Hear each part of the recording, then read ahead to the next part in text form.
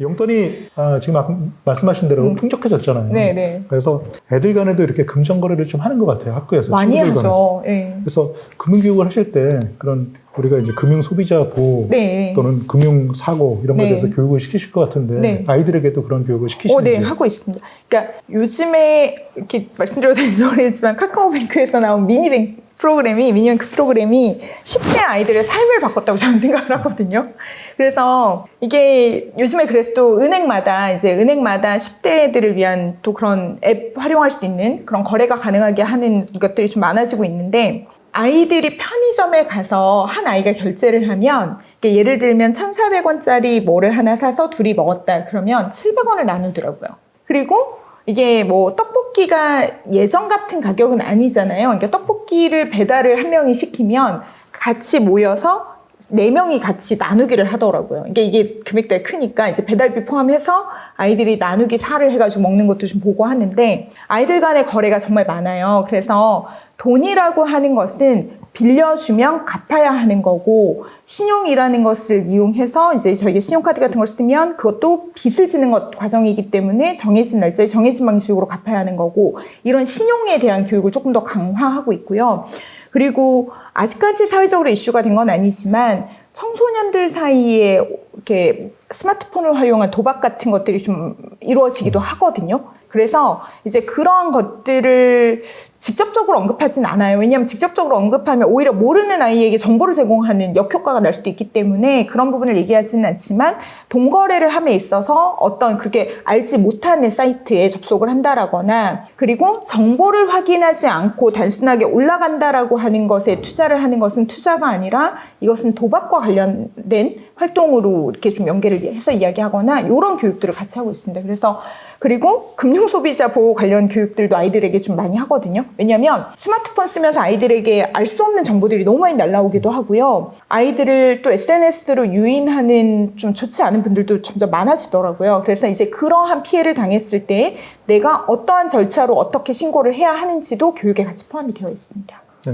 어르신들이 뭐 보이스피싱 사고 많이 당하시잖아요. 네. 근데 그거에 못지않게 지금 얘기 듣고 보니까 아이들한테도 그런 유혹이나 사고 위험이 있다는 얘기네요. 네, 많습니다. 있어요. 근데 사례는 많은데 왜 이게 사회화되지 않는지를 생각해 보니까 일단 소액이고요. 그러니까 금액이 그렇게 크지는 않아요. 그러니까 피해를 봤다고 하는 아이들도 계좌 자체에 뭐 그렇게 돈이 많이 있지 않으니까 그리고 아이들 간의 금전거래는 그렇게 큰 금액이 오가지는 않으니까 이게 신고를 하더라도 잡기도 어렵지만 또 소액이니까 부모님들이나 학교에서 주의를 주고 끝내는 경우들도 많더라고요. 근데 사례가 없지는 않습니다. 꽤 많은데 이제 아직까지 노인분들의 보이스피싱은 정말 어떻게 보면 금융 약자라고 표현을 하나요? 금융 소외계층 분들이 이렇게 당하는 경우에는 그분들을 보호하기 위한 정치들이 좀 필요한데 이제 성인이기도 하니까 근데 이제 아이들은 일단은 부모님이라는 보호막, 학교라는 보호막이 있으니까 아직까지 사회적으로 문제가 되고 있지는 않은 것 같고요. 예. 질문 드린 김에 그 아까 금융 소외계층, 금융 약자 그런 얘기를 하셨는데 요즘 문제가 되고 있는 고아원에서 자라난 아이들이 경제적으로 자립할 때 그 도움을 많이 주신다고 제가 얘기 들었거든요. 그것들이 미성년자 때 도움을 받았지만 결국 성인 되면 독립을 해야 되는 거고요. 근데 그 과정에서 그 전혀 대비가 안 된 상태에서 내던져진다 이런 느낌을 받는 것 같아요. 그래서 그 경험도 조금 얘기해 주시면 감사하겠습니다. 이제 저희 회사가 하는 일 중에는 학교나 기관을 방문해서 아이들을 대상으로 이제 어린 청소년 대상으로 교육을 하고 있는 것들도 있고 또 경우에 따라서는 이제 말씀하신 금융 소외계층 친구들에게 그 아이들은 이제 부모님이 계시지 않으니까 어떻게 보면 안전판이 없는 거잖아요. 그러니까 그런 아이들이 자립을 하는데 필요한 것들을 좀 사전에 중고등학교 시기에 교육을 하거나 혹은 자립을 하는 시기에 좀 교육을 하거나 이렇게 구분을 해서 하고 있는데 이제 요즘 아동양육시설이라는 표현을 쓰고 자립준비 청년 그리고 이제 보호 종료 아동 뭐 이런 표현들이 조금 쓰이고 있는데 사실 현장에서 정말 많은 분들이 그 아이들을 정상적으로 이렇게 잘 사회에 내보내기 위해서 준비들 많이 하시거든요. 정말 많은 분들이 정말 열심히 수고를 하고 계심에도 불구하고 이제 아이들 각자의 생각이 다르고 각자의 상황이 다르다 보니까 이게 준비가 돼서 나가는 친구도 있지만 준비가 되어 있지 않은 상태에서 또 나가야 하는 상황들이 있더라고요. 그러니까 예전에 비해서는 정말 많이 제도도 좋아지고 노력하는 분들도 많았었지만 여전히 그런 친구들이 좀 있어요. 그래서 이제 그런 친구들을 대상으로 해서 경제금융 교육을 할 때는 저희가 부모님 밑에서 크고 있는 친구들에게는 사실 지식을 전달하는 교육이 대부분이에요. 이런 것들도 있어요. 여러분 이런 것도 할 수 있어요. 라는 것을 이렇게 좀 제시하는 거라면 이 친구들에게는 조금 경우에 따라서 좀 야박하게 들릴 수도 있지만 이게 안전판이 이렇게 없기 때문에 이런 돈으로 인한 실수를 하지 않도록, 돈으로 인한 실수가 이루어지지 않도록 해야 하는 것들을 좀 강요 아닌 강요 같은 교육들도 있거든요. 그러다 보면 약간의 부작용도 있겠네요.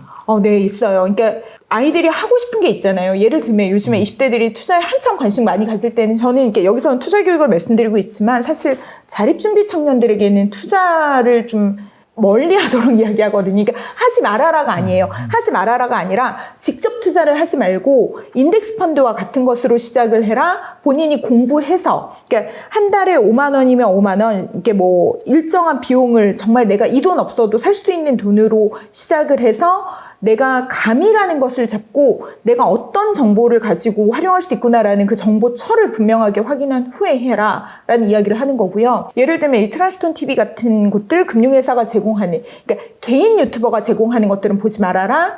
금융회사가 공신력 있는 정보를 제공한 것들을 가지고 판단을 해라 뭐 이런 교육들을 하는 거죠. 근데 그런 친구들 교육을 할 때는 집합교육식으로 하는 게 아니라 소수의 인원을 대상으로 하거나 1:1 멘토링을 통해서 하거나 이런 방식이거든요. 그러니까 좀 더 직접적으로 어쩌면 제가 제 아이에게 해주고 싶은 이야기를 좀 그 아이들에게 이제 하고 있는 거죠. 네. 네. 보통 금융회사에서 사회공헌 사업이라든지 네. 또는 금융공기업에서 네. 사회공헌 사업 이런 네. 협회, 네. 사회공헌 사업 이런 걸 통해서 교육 재원을 마련하시고 그다음에 네. 투자 교육은 이티원에서 하는 이런 형식의 교육이 이루어지는 거죠. 네, 맞습니다. 예, 아주 굉장히 훌륭한 일을 하고 계신 것 같아요. 재미있는 일을 하는 거죠. 근데 네. 저도 신문에서 그런 네. 기사를 보면서 마음이 아프거든요. 맞아요. 자립을 네. 안 할 수는 없지만 왜냐하면 부모가 있는 아이들도 네. 자립을 언젠가 해야 되는 거니까. 그럼요. 네. 자립을 해야 되지만 네. 그 친구들은 이제 그거에 대해서 굉장히 내던져진다. 나는 보호자가 없다. 이런 뭐라 그럴까요? 다급함을 느낄 것 같아요. 근데 그런 걸 많이 교육하시면서 깨우쳐 주시고 그다음에 강하게 맞서 싸울 수 있게 세상에 나가서 잘 살 수 있게 이렇게 하는 소프트 랜딩하는 그런 교육을 해주신 것 같아서 의미 있는 교육이라는 생각이 듭니다. 근데 이제 저희는 경제금융 교육을 주로 하는 거고 사실 한 아이가 자립을 하기까지는 굉장히 많은 과정과 굉장히 많은 것을 익혀야 하는 거잖아요. 그러니까 예를 들면 자립준비 교육에서 요리 교육도 되게 중요하거든요. 왜냐하면 지금까지는 내가 기관에서 그러니까 아동양시설 안에서 생활을 했기 때문에 아침, 점심, 저녁 그리고 간식 주는 것을 먹었잖아요. 그런데 스스로 요리를 한다라고 하는 것은 굉장히 어려운 일이잖아요. 그러니까 아이들이 내가 주어지는 소득으로 식비를 이만큼 쓸 수 있는데 그 식비를 가지고 어떤 재료를 내가 구입할 수 있고 어떤 곳에서 재료를 사야 하는지도 이 아이들은 필요한 거예요. 그게 뭐 어려워라고 생각하실 수 있지만 사실 식판 문화에 익숙한 아이들에게는 개인적으로 음식을 할 때 찌개 1인분을 끓이는데 어느 정도의 양이 필요한지를 알기가 어렵거든요. 이제 그러한 것들까지도 이제 그 기관에 계신 선생님들이 교육을 다 하고 계신 거고요. 이제 저희 같은 사람들은 그렇게 선생님들이 열심히 다 이렇게 해놓는 것 중에서 금융과 관련해서 이 부분을 이랬으면 좋겠다라는 의견을 좀 보태는 정도로 이루어지고 있습니다. 그러니까 저희가 아주 전적으로 다 책임을 지는 건 아니고 진짜 현장에 계신 분들이 훌륭한 분들이 정말 많으시더라고요. 그래서 저는 그분들의 수고로 지금 아이들이 조금씩 이렇게 제도도 나아지고 아이들의 상황도 많이 나아지고 이렇게 상민처럼 또 관심 가지시는 분들이 많아지는 건 그분들의 수고가 좀 있지 않나라는 생각을 하고 있고요. 이티원이 어린 아이들, 네. 그다음 대학생까지 네. 이 교육 대상이 네. 그렇게 되는 걸로 제가 알고 네. 있는데 보통 그러더라고요. 대학생보다는 고등학생이 가르치기 어렵고 고등학생보다는 중학생이 어렵고 네. 어릴수록 좀 힘들어진다 네. 이런 얘기를 하시는데 성인 교육하고 어린이 또는 청소년 투자 금융 교육은 좀 다를 것 같다는 생각이 들거든요. 그 애로사항에 대해서 지금 제가 시간 드릴 때 한번 허심탄회하게 한번 얘기해 주시죠.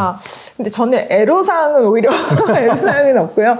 예, 오히려 저는 성인 교육은 제가 성인 교육에 경험이 많지는 않지만 성인 교육은 처음부터 끝까지 듣는 사람이 이게 제가 교육생일 때도 마찬가지인데요.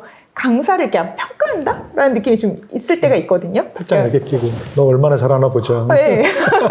근데 왜냐면 너무 많은 걸 이미 알고 계신 분들이시니까 이제 그래서 이제 그런 부분들이 있는데 아이들은 이 교육이 재미있을 것 같은지 아닌지를 빠르게 판단을 해서 재미있을 것 같으면 굉장히 적극적으로 자세부터가 달라지거든요. 정말 몸이 이렇게 움직이는 게 보여요. 근데 이제 성인분들의 몸이 앞으로 쏠리기까지는 저는 참 많은 노력이 필요한 것 같거든요. 그래서 그런 장점이 있고요. 아이들 교육은 이 아이들이, 그러니까 그게 어린이든 청소년이든 관심이 생기면 바로 몸이 움직여준다라는 게 이제 현장에서 느끼는 즐거움이고요.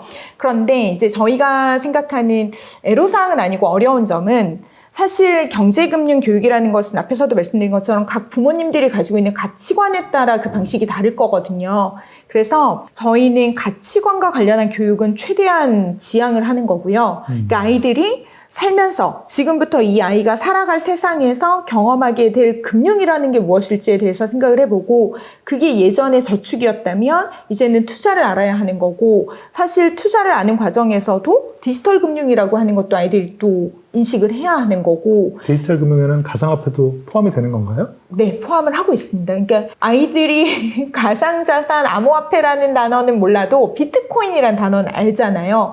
그런데 아이들이 아는 것은 이제 표면상의 어휘를 아는 거거든요. 근데 이 어휘가 어떤 맥락에서 쓰이는지를 잘 모르기 때문에 이게 어떻게 생겨났고 어떻게 지금 쓰이고 있는지, 그런데 왜 이것을 할 때에는 무엇을 주의해야 하는지, 그러니까 해라 하지 말아라라는 이야기는 하지 않고, 왜냐하면 집에 돌아갔는데 부모님이 가상자산으로 돈을 벌었을 수 있잖아요. 그런 아이에게 가상자산은 위험해라고 해버리면 위험하다는데? 되면 이게 안 맞잖아요. 밸런스가 깨질 수 있기 때문에 어느 가정의 어느 환경인지를 저희가 모르는 상황에서는 저희는 지식 중심의 교육을 많이 하고 있는 거고, 그런데 저희가 한 발 더 나아가서 아까 말씀하신 자립준비 청년이나 보호시설에 있는 친구들이 또 있어요. 이렇게 의도하지 않게 본인이 그동안 이렇게 좀 뭔가 잘못을 해서 보호시설에 있는 친구들은 나오면 또 자립을 해야 되거든요. 이런 아이들에게는 굉장히 직접적으로 좀 이야기를 하고요. 그래서 대상을 보고 교육의 방향이나 컨텐츠가 좀 달라지고 있어요. 돈이 천한 거잖아요. 천한 건가요? 저는 매우 귀중한 거라고 생각을 해요. 근데 돈을 알면은 현명해지는 측면이 있는 것 같아요. 그래서 저는 금융교육이 꼭 돈을 많이 벌어라 또는 뭐 아까 얘기하신 것처럼 경제적 자립을 위해서 필요한 것뿐만이 아니고요. 세상을 바로 보고 정확한 판단을 위해서 굉장히 중요하다고 생각하거든요. 네. 그래서 굉장히 훌륭한 일을 하시는 것 같아요. 재밌는 일을 하는 거고요. 예를 들면 상무님이나 혹은 여기에 계신 이제 좀 돈을 뭔가 이렇게 많이 벌고 계신 분들이 가셔서 돈을 많이 버는 방법을 얘기해 주시면 아이들이 굉장히 좀 재미있게 들을 텐데, 이제 안타깝게도 저도 월급을 받는 사람이고 막 이렇게 자산을 엄청 많이 일군 이런 게 아니기 때문에, 다만 돈으로 인한 실수를 아이들이 하지 않게, 그러니까 무언가를 아이들이 하고 싶은 순간에, 뭔가를 이루고 싶은 순간에 돈이 발목을 잡지 않게 하기 위해서 이제 경제적인 자립을 이야기하는 거고, 그 과정을 조금 나이가 어릴 때, 아직까지 보호막이 확실하게 있을 때 좀 작은 실수에서 배워서 큰 실수를 하지 않도록 하기 위한 그런 내용들을 좀 다루고 있는 거죠. 돈 때문에 뭐 하고 싶은 거 못하게 되면 참 서글플 것 같아요. 그러지 않았으면 좋겠어요. 네. 네, 오늘 긴 시간 동안 감사합니다. 수고하셨습니다. 네, 고맙습니다.